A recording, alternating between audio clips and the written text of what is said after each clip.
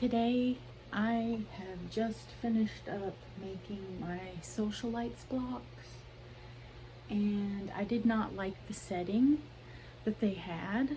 I originally started making the half square triangles and the hourglass blocks, and I did that back in January because we all knew that these were 6-inch blocks, and I knew how to make a half square triangle or a hourglass block with that dimension. And I made a bunch of those. I laid it out. I'll insert the picture. Let's see. I'll insert the picture here. And I did not like it. I thought that the Ohio Star blocks that they grouped together with the Friendship Star blocks, they were right next to one another, and I didn't like how looking at the pattern, it just kind of interfered with one another unless you used a different color. And so I've been brainstorming all this time on what I was going to use. So what I did is I searched up sampler block setting, and I did that in Pinterest, and I had a bunch of ideas from that, but the one I gravitated towards was the kaleidoscope block. This is a really quick and easy block. Let me show you how to make that. You will need a kaleidoscope ruler, and I believe mine is a Creative Grids. I also have my kaleidoscope rulers left over from the Alaska quilt I made using the laundry basket quilts templates. So if you have either one of those, you can make this. So let's get started. So here is the Creative Grids kaleidoscope ruler, and I am making this block. I assume if I went to their website, it would tell you how to use this ruler. Let me see something. Yeah, okay, so we're making this block, and what I did is I took my regular square ruler, whoops, I bumped the camera, and I knew this was going to be my finished block size, and so I took the line that's on here and put the very tip of where my block would be right here, and then I put a piece of tape on this line, so I figured out, okay, my black pieces all need to be cut from a 3.5-inch strip. And then I did the same thing. I lined up this line with the center line on my Creative Grids kaleidoscope ruler, and let me line it up. And I probably could have gotten away with 4 3/4, but I wanted to give it a little bit of more fudge room, so I cut my color strips at 5 inches. Now, for those of you who are wondering where I got this fabric is actually by Moda, and it is a gradient fabric. Let me go get the bolt. Okay, this is the bolt. So this is the fold, and this is the selvage, I think. Yes, I had cut off the selvage, so somebody I know is saving selvages. I've got them up there. Anyway, this is how this fabric is. Now, this is no longer available, but I thought this was perfect for my quilt. This was really a hard decision. I wanted to go with a solid. I could have went with an orange. I could have went with a lavender, but I decided to go with the gradient. So how you make this block, basically you repeat this process 4 times. You're going to have 4 segments. And so I'm going to take a black, lay it on top of one of my larger gradient blocks, and I'm gonna sew on this edge, and I'm gonna repeat that 4 times. And so my next piece, I'm gonna do the same thing. Just gonna sew here, and I'm gonna do this 4 times on various pieces of my gradient fabric.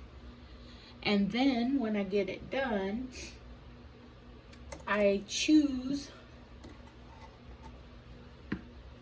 to press all towards the black, okay? So if you look, this gradient is pressed towards the black, this is pressed towards the black, and then I sew 2 of my quadrants together. But this time I do not press to the black. If you notice, this has got a theme, everything's pressing this way, so I'm going to continue to do that, and I'm just going to finger press this. And this is half of it, okay? This is half the block, and all I have to do is make another one. The hardest part of this is to line up the very, very center. So far I've only done 1. I need to read up on the Creative Grids website how to line these up, because I'm having that problem.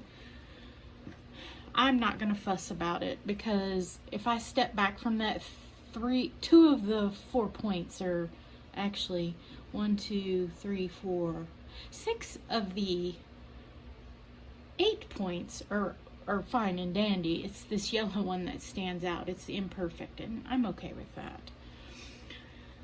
After you join your 2 halves together, you're going to end up with a block like this, okay? All I did was finger press. Again, everything is spinning all on this block. So you make it spin.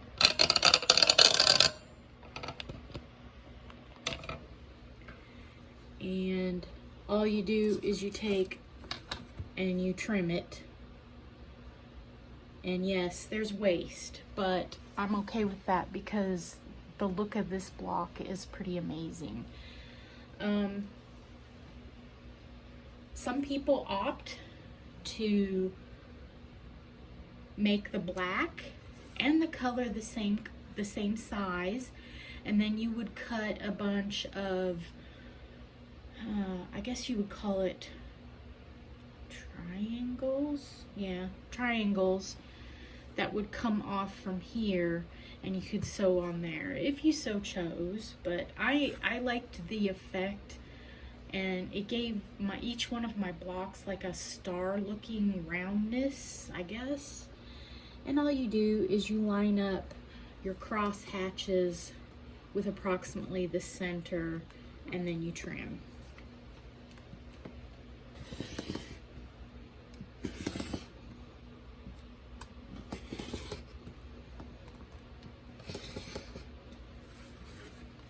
Yes, this is all waste, but I'm okay with that. And that is how you make the kaleidoscope block.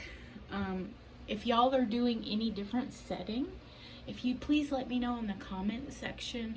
I would love to learn about this, because usually if I make a sampler quilt, it's all planned out for me. And so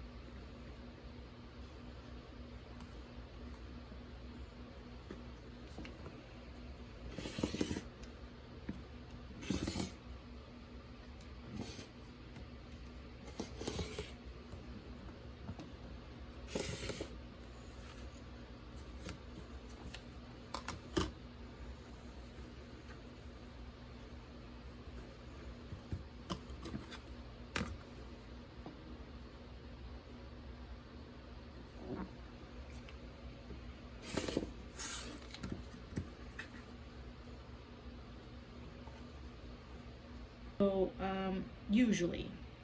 So going out on my own on this is a little bit of a risk, and I don't really have that much fabric. Since this is a retired line, I don't have very much fabric to play with.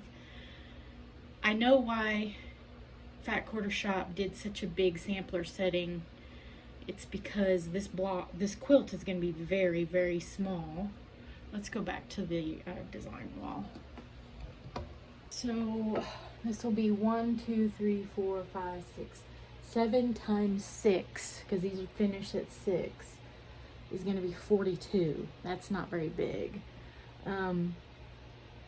So what I will probably do is I will probably expand each edge with a black border, but bring these out. I don't know, can you see that? So I have this block on the edge, so I will put one of these out here, but I'll probably just put a black background here, and that's probably how I'm going to expand it all the way around. This is a very busy quilt, and I kind of understand why Fat Quarter Shop also spread everything out, because it is very busy. If you're looking at any of my blocks thinking that's not one of the blocks, it is. This S block,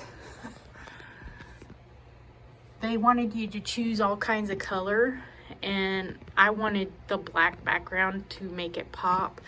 So this is got a seam right here and one right there. I think this was supposed to be a bar, this was supposed to be a bar, and then this was supposed to be color as well.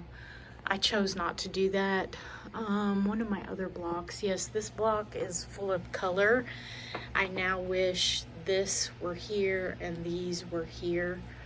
I'm gonna leave it for now, and I'll probably put this on the left side of my quilt because I don't like it. The eye will not gravitate towards that. It'll gravitate towards the center or to the right. That's the general rule of thumb. And yes, there is one block missing, and I went through it and I cannot figure out which block I did not make. If I would have laid these out where this would have been in the corner and it would have went every other block, I would have probably have needed to add an extra block, and this way I subtracted a block, so I'm okay with that. What am I gonna do after I get this top sewn together and I've got these out here? I have all my leftover pieces that I had cut up for the friendship stars and for the Ohio stars within the Fat Quarter Shop setting. I'm probably going to use those as a border. Let me go ahead and lay those out. Okay, these are the original setting blocks for the original setting, and as you can see, as you step back from it, there's so much black in it, the color just does not pop. I'm not sure if I'm going to use these, but ideally I wanted to do like an Ohio star coming off the center and then a sawtooth edge all the way around. That's originally what I was going to do, and then of course the black blocks in the spaces. That's what I was gonna do. I'm not sure I'm gonna use these now. This may end up being a completely different quilt all by itself. I have plenty of color, so I will probably get some yellows or something and make a new setting blocks, but for now I really like that I chose black and I chose color. And if you'll see, like this block here, this was another one that they wanted you to assign 3 colors to it, and I reversed it and just did the color on the hourglass blocks. But if you look, it forms like a great big star around it, and I'm really, really liking that. Even if I don't put any borders on it, this part of it's great. This, I think I'm gonna need to revisit that. So let me know in the comments below how you're setting your Sewcialites2 blocks. I'd love to hear about it.